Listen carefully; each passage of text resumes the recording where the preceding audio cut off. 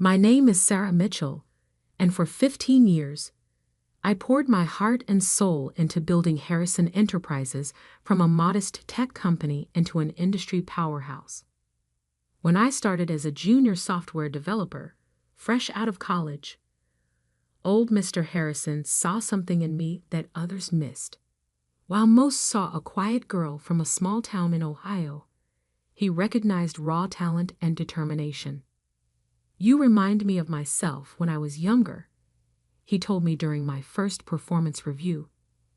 "Always thinking 3 steps ahead, always seeing possibilities others miss." Those words became my anchor through countless late nights, debugging code, marathon project meetings, and endless client presentations. Year after year, I climbed the ranks, from developer to team lead, then to project manager, and finally to Chief Technology Officer. Every promotion was earned through sweat, innovation, and an unwavering dedication to the company's success. Under my leadership, our software division transformed from a struggling department into the company's main revenue generator. I pioneered our shift to cloud computing before our competitors even understood its potential.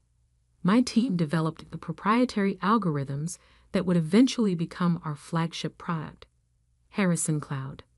But everything changed when old Mr. Harrison had his stroke. I remember that day clearly. I was in the middle of a client meeting when my assistant burst in, face pale. "Mr. Harrison, hospital. It's serious." The next few weeks were a blur of hospital visits, emergency board meetings, and desperate attempts to keep the company running smoothly while our founder and CEO fought for his life. Then came Marcus Harrison, the prodigal son, rushing back from his extended, finding himself tour of Europe to take the reins of his father's company. I had met Marcus a few times over the years, usually at company holiday parties where he'd make brief appearances before disappearing to whatever exotic location caught his fancy that month. From day one, Marcus made it clear he had different plans for Harrison Enterprises. "We need to modernize," he declared in his first board meeting, dismissing 15 years of steady growth and innovation with a wave of his manicured hand. "Everything's so old-fashioned here." I tried to be diplomatic. "Perhaps we should review the company's current trajectory and success metrics before making any drastic changes," I suggested, sliding over a folder containing our latest quarterly reports. Our cloud division alone has seen 300% growth in the past 2 years. Marcus didn't even glance at the numbers. "That's exactly what I'm talking about," he scoffed. "Cloud computing? That's yesterday's news. We need to be in blockchain, NFTs, the metaverse." Over the next 6 months, I watched in horror as Marcus systematically dismantled everything we had built. He hired a parade of flashy consultants, each with their own revolutionary vision for the company. Long-standing client relationships were neglected in favor of chasing trending tech buzzwords. Valuable team members were pushed out, replaced by Marcus's former classmates from business school. Through it all, I tried to maintain stability in my department. I worked double shifts to keep our core products running smoothly while simultaneously trying to implement Marcus's latest, visionary directives. But I could see the writing on the wall. The final confrontation came on a rainy Tuesday morning. I had just finished a presentation showing how Marcus's latest initiative, a luxury NFT marketplace for digital yacht ownership, had burned through millions in development costs without generating any revenue. "These numbers can't be right," Marcus snapped, his designer suit creasing as he leaned forward aggressively. "You're just too stuck in your old ways to see the potential." "The numbers don't lie, Marcus," I replied, keeping my voice steady. "We've lost 3 major clients this quarter alone. If we don't course correct," he cut me off, standing up so abruptly his chair toppled backward. "The only thing that needs correcting is you. You're the problem here, Sarah. You and your outdated thinking are holding this company back." I maintained my composure, even as I felt 15 years of dedication being crushed under the weight of his contempt. "I've given everything to this company, Marcus. Your father—" "My father isn't here anymore," he shouted, face reddening. "This is my company now, and I don't need some small-town nobody telling me how to run it. You're fired. Get out." The office fell silent. Dozens of faces turned away, pretending not to witness my humiliation. I slowly gathered my things, my mind already racing ahead to what needed to be done next. As I reached the door, Marcus couldn't resist one final jab. "Good luck finding another job at your age. Maybe try something more your speed, like teaching basic computer skills at the local library." I turned back, meeting his smug gaze with a calm smile that seemed to unnerve him slightly. "Thank you for the suggestion, Marcus, but I already have something lined up." What Marcus didn't know, what none of them knew, was that 5 years ago, I had started my own company on the side. Atlas Industries began as a small consulting firm, leveraging my expertise in cloud computing to help other companies modernize their infrastructure. While Harrison Enterprises had my loyalty during business hours, my nights and weekends were devoted to building something of my own. Those basic computer skills, Marcus mocked, had attracted an impressive client roster.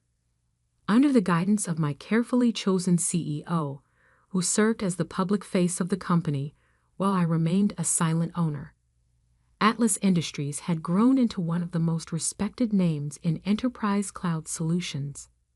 And tomorrow morning, Harrison Enterprises would be desperately pitching their services to Atlas Industries, unaware that the worthless employee they had just fired was actually the owner of the company they were trying to impress. As I drove home that evening, my phone buzzed with a message from my Atlas Industries CEO. "Everything's set for tomorrow's meeting. You sure you want to handle this personally?" I smiled, thinking of Marcus's smug face and what it would look like when he realized the truth. "Absolutely," I replied. I wouldn't miss this for the world. The Atlas Industries headquarters occupied the entire top floor of the city's most prestigious office building. Floor-to-ceiling windows offered breathtaking views of the skyline, while the minimalist decor spoke of quiet confidence rather than flashy excess. I stood in my private elevator, watching floor numbers tick upward, mentally preparing myself for what was about to unfold. "Good morning, Ms. Mitchell." My assistant Emma greeted me as I stepped out. After 5 years, she was one of the few who knew both sides of my life. The silent owner of Atlas Industries and the now former CTO of Harrison Enterprises. The Harrison team arrived 15 minutes ago. Mr. Marcus Harrison is quite vocal about the wait. I smiled, adjusting my tailored blazer. Gone was the intentionally understated wardrobe I'd worn at Harrison Enterprises. Today, I dressed the part of a CEO who could make or break a company's future. "How long have they been waiting?" 20 minutes, Emma replied, a hint of amusement in her voice. "Mr. Harrison has mentioned his important position approximately 7 times. Well, I checked my reflection in the brushed steel walls. Let's not keep them waiting any longer." The main conference room fell silent as I entered. Marcus stood at the head of the table, mid-rant about the disrespect of being kept waiting. His new VP of sales, Derek, a former fraternity brother he'd hired to replace our veteran sales director, sat nearby, fumbling with presentation materials. Several board members, including Thomas Chen, who'd always supported Marcus despite his reckless decisions, occupied the other seats. Finally, Marcus exclaimed, not bothering to hide his irritation. Do you have any idea who we? His voice died in his throat as I walked to the head of the table. The color drained from his face so quickly, I thought he might faint. Sarah? He choked out my name like it physically pained him. Good morning, gentlemen. I kept my voice professional, setting my briefcase down with a quiet click that seemed to echo in the stunned silence. I apologize for the delay. Shall we begin discussing Harrison Enterprises' proposal to Atlas Industries? Derek dropped his presentation remote. Thomas Chen's mouth opened and closed without producing sound. But Marcus looked like he'd seen a ghost. This is impossible, he stammered. You can't be. Where is Richard Stone? We're supposed to meet with the CEO of Atlas Industries. I sat down, nodding to Emma, who began distributing folders. Richard Stone is an excellent CEO, but he reports to me. I'm Sarah Mitchell, founder and owner of Atlas Industries. I paused, enjoying the way Marcus seemed to shrink with each word. Though you might remember me better as the small-town nobody you fired yesterday. The silence that followed was absolute. Marcus had gone from pale to ashen, his designer suit suddenly seeming like an ill-fitting costume. Derek was frantically flipping through the documents Emma had distributed, his sales bravado completely evaporated. This isn't possible, Marcus repeated weakly. Atlas Industries is a billion-dollar company. $1.7 billion as of last quarter's valuation, I corrected him. Though I suppose someone stuck in their old ways like me shouldn't brag about numbers. Thomas Chen found his voice first. Sarah, all these years, while you were our CTO, I built Atlas Industries in my spare time, I confirmed. Nights, weekends, vacation days, all while giving Harrison Enterprises my absolute best during working hours. Unlike some. I glanced at Marcus. I understand the value of hard work and loyalty. Marcus's face flushed red. If you own Atlas, why did you stay at Harrison Enterprises? Why work for us at all? Because your father believed in me, I said simply. He gave me a chance when no one else would. I wanted to honor that trust, help build his legacy. I stood up, walking slowly around the table. But you, Marcus, you took that legacy and treated it like a toy. You pushed out valuable employees, alienated loyal clients, and chased trending buzzwords instead of building sustainable growth. I stopped beside Marcus's chair. Yesterday, you told me to try teaching basic computer skills. Today, you're here because Harrison Enterprises is bleeding clients, burning through cash, and desperately needs Atlas Industries' help to survive. Ironic, isn't it? Marcus slumped in his chair, the full weight of his mistake finally hitting him. The client meetings you handled, the relationships you built, they're all moving to Atlas now, aren't they? I returned to my seat, opening one of the folders Emma had distributed. Not all of them. Only the ones who recognize the value of working with a company that puts their needs first. By my last count, that's about 60% of Harrison's major clients. You can't do this, Marcus protested, but his voice lacked conviction. It's not fair. Fair. I raised an eyebrow. Like how you treated the employees who built your father's company. Like how you dismissed 15 years of my dedication because you thought I was beneath you. I pulled out a document and slid it across the table. Here's what's going to happen. Atlas Industries is prepared to acquire Harrison Enterprises. The terms are non-negotiable. You can either accept our offer or watch as your father's company continues its decline under your leadership. You want to buy us out? Thomas Chen asked, already reaching for the document. Not quite, I corrected him. Atlas Industries will assume control of operations. Marcus will step down as CEO, effective immediately. The board will be restructured, and the company will return to the principles that made it successful under Mr. Harrison's leadership. Marcus shot to his feet, his chair clattering backward. You can't do this. I won't let you. Marcus, Thomas Chin cut him off sharply. Sit down and be quiet. You've done enough damage. He turned to me, his expression grave. The terms of this offer, they're more generous than we deserve. I'm not doing this for revenge, I said quietly. Your father built something meaningful, Marcus. Something that provided jobs, supported families, created real value in the world. I won't let you destroy that because of your ego. The next hour passed in a blur of signatures and legal requirements. Marcus sat in stunned silence as his authority was stripped away piece by piece. When it was done, when Harrison Enterprises officially became a subsidiary of Atlas Industries, I stood to conclude the meeting.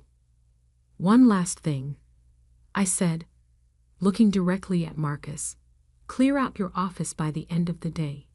Emma will show you out. As they filed out of the conference room, I heard Derek mutter to Marcus, Dude, you fired the wrong person.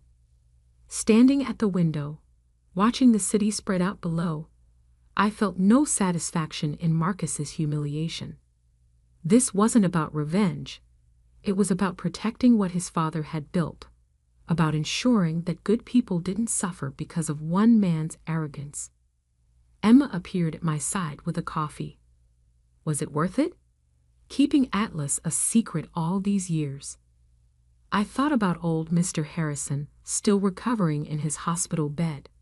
I thought about the employees at Harrison Enterprises who could now stop worrying about their jobs. I thought about the clients who would continue receiving the quality service they deserved. It wasn't about keeping secrets, I said finally.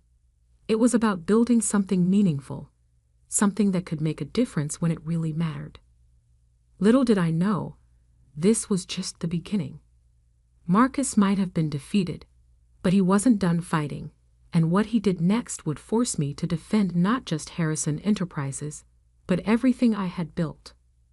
Marcus Harrison might have lost control of his company, but wounded pride can be dangerous. I should have known he wouldn't accept defeat gracefully. The first attack came 3 days after the acquisition. I was reviewing quarterly projections when Emma burst into my office, her usual composure shattered. Sarah, you need to see this. She handed me her tablet, open to a major tech news website. The headline made my blood run cold. Atlas Industries, ACQUI, Titanium of Harrison Enterprises, NDRNVSTIGATL, for INSIDER Trading.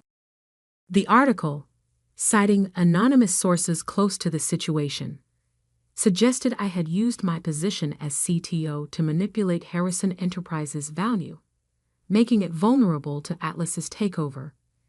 It was a clever angle, one that played perfectly into Marcus's narrative of betrayal. Get our legal team on this immediately, I told Emma, already reaching for my phone, and set up a meeting with the board for. My phone buzzed with an incoming call. Thomas Chin. Sarah. His voice was tight with concern. Have you seen the article? Yes. Marcus's handiwork, I assume. He's not just throwing accusations around, Thomas warned. He's filed formal complaints with the SEC. He's claiming you deliberately sabotaged projects, drove away clients, all to devalue the company for Atlas's benefit. I laughed, but there was no humor in it. The same projects he ordered us to abandon, the same clients he alienated with his visionary pivots. You and I know that, But perception matters. The market is already reacting. He was right. By afternoon, Atlas's stock had dropped 12%. Several major clients put their contracts on hold, waiting to see how the scandal would play out. Marcus had found the perfect way to hurt me, by threatening everything I'd built. But he'd forgotten one crucial detail. I had receipts. Lots of them. I spent the next week working with our legal team, compiling evidence. Every project Marcus had killed, every client relationship he'd damaged, every reckless decision, all meticulously documented. Emails, meeting recordings, financial reports, a perfect paper trail of his mismanagement. Then came the counterattack. Ladies and gentlemen, I addressed the hastily assembled press conference, cameras flashing as I took the podium. Recent allegations have been made about the circumstances surrounding Atlas Industries' acquisition of Harrison Enterprises. Today, I'm releasing all documentation related to that acquisition, including evidence that tells the real story. One by one, I laid out the facts. Marcus's decision to abandon profitable product lines for speculative ventures, the mass exodus of experienced employees, the millions wasted on his NFT marketplace and other failed initiatives, each point backed by irrefutable evidence. Furthermore, I continued, I'm announcing that Atlas Industries will be establishing the Harrison Innovation Fund, a $50 million investment in emerging technology companies. This fund will honor the legacy of James Harrison, focusing on the principles of sustainable growth and genuine innovation that he championed. The reaction was immediate. Atlas's stock rebounded. Clients who had wavered reached out to reaffirm their commitment. But the most significant response came from an unexpected source. 2 days after the press conference, I received a call from the hospital. Old Mr. Harrison wanted to see me. He was sitting up in bed when I arrived, looking frailer than I remembered, but with the same sharp intelligence in his eyes. A newspaper lay on his lap, open to an article about the Harrison Innovation Fund. "Sit down, Sarah," he said, gesturing to the chair beside his bed. "Tell me everything." So I did. I told him about building Atlas Industries, about trying to protect his legacy, about Marcus's attacks, and how I defended against them. He listened in silence, his expression unreadable. When I finished, he was quiet for a long moment. Then, "I always knew Marcus wasn't ready," he said softly. "I tried to teach him that success isn't about quick wins or flashy moves. It's about building something that lasts." He looked at me, a hint of his old smile returning. "You understood that, didn't you?" "I had a good teacher," I replied, feeling tears prick at my eyes. He reached for my hand, his grip surprisingly strong. "The Innovation Fund, using my name for that. Thank you. It's your legacy," I said simply. "It should help build more success stories." The next morning, Marcus made his final move. He called a press conference of his own, clearly planning another attack. But before he could speak, his father was wheeled onto the stage. James Harrison took the microphone, his voice weak but clear. "I've watched recent events with great interest. My son claims his company was stolen from him. He's wrong. Harrison Enterprises wasn't stolen, it was saved. Saved by someone who understood its true value, who protected its legacy when others would have squandered it." The room erupted in camera flashes as Marcus stood frozen, watching his last attempt at revenge crumble. "Sarah Mitchell," Mr. Harrison continued, "has my full support and gratitude. The Harrison Innovation Fund she established proves what I've always known. She understands that true success isn't measured by quarterly profits or trending technologies, but by the positive impact we create in the world." Marcus left the stage without a word. It was the last time I saw him in person, though I heard he started a cryptocurrency venture in Miami that failed within 6 months. 1 year later, I stood in the newly renovated Harrison Enterprises lobby, now a division of Atlas Industries. The building had been modernized, but we kept the core elements that made it special, including the wall of employee photos that Mr. Harrison had always maintained. "Ms. Mitchell?" A young developer approached, clutching a laptop. "I had some ideas about improving our cloud infrastructure, if you have time to look." I smiled, remembering another young developer who'd once nervously pitched ideas to a CEO who took the time to listen. "Of course. Let's hear what you've got." The Harrison Innovation Fund has since helped launch dozens of successful startups. Old Mr. Harrison serves on its advisory board. His health improved enough for part-time work. And me, I still keep my old Harrison Enterprises ID badge in my desk drawer, not as a reminder of Marcus's humiliation, but as a reminder that success isn't about revenge or proving others wrong. It's about building something meaningful, something that outlasts personal victories or defeats. Sometimes the best response to those who underestimate you isn't to prove them wrong immediately. It's to build something so significant that when they finally realize their mistake, it doesn't matter anymore. As for that small-town nobody, Marcus once mocked, she now runs a technology empire worth billions. But more importantly, she's creating opportunities for other nobodies to prove their worth, just as old Mr. Harrison once did for her. Because in the end, that's what real success looks like, not tearing others down, but building others up. And that's a legacy worth protecting.